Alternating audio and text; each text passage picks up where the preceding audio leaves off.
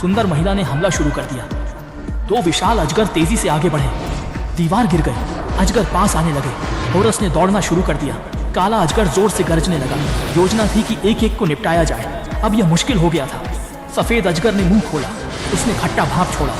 दोनों लगभग जल गए। सौभाग्य से होरस बच गया। वह समय पर छिप गया और बच गया। फिर दोनों अलग अलग भागे और गड्ढे में कूद गए। अजगर ने देखा पर कोई नजर नहीं आया। इससे महिला चालकों को उलझन हुई। छिपे रहना समाधान नहीं था। संकट में बेग को तरकीब सूझी।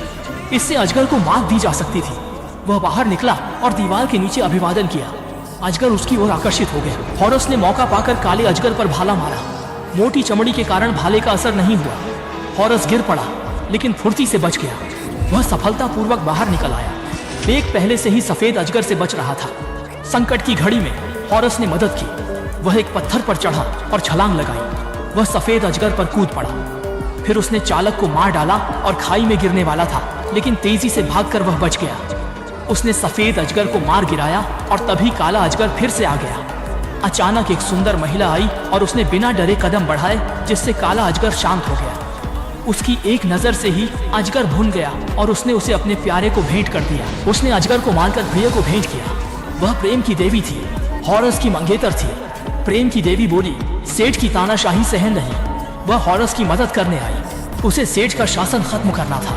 होरस को पवित्र जल से सेठ की आग बुझानी थी। आग तक पहुंचने के लिए उसे स्फिंक्स की पहेली सुलझानी होती। वे सबसे बुद्धिमान देवता को ढूंढते हैं। वे उसे समझाते हैं। वह पिरामिड में पहेली हल करने को तैयार होता है। संरक्षक ने पुरानी पहेली दी।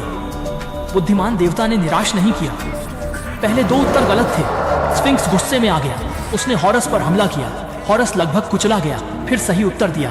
पहेली हल हो गई। होरस पवित्र जल लेकर आग की ओर बढ़ा, लेकिन तभी होरस जाल में फंस गया। वह लोहे के पिंजरे में कैद था। सेठ ने अचानक हमला किया। उसने देवता का मस्तिष्क निकाल लिया। सेठ ने पवित्र जल गिरा दिया। फिर उसने बेग से कहा, होरस राजा बनेगा, लेकिन वह अपनी प्रेमिका को जीवित नहीं कर सकता। यह कहकर सेठ चला गया। पिरामिड गिरने लगा। अंत में होरस पिंजरे से बाहर आया। कुछ लोग भाग गए। बेग निराश था। उसकी प्रेमिका जीवित नहीं हो सकती थी। पैसे की कमी थी। प्रेम की देवी ने मदद की। उन्होंने मृत्यु के देवता को बुलाया। बेग की प्रेमिका को कंगन मिला। अब वह पुनर्जन्म ले सकती थी। वह खुद राक्षस द्वारा खींच ली गई और अंधकार में डूब गई।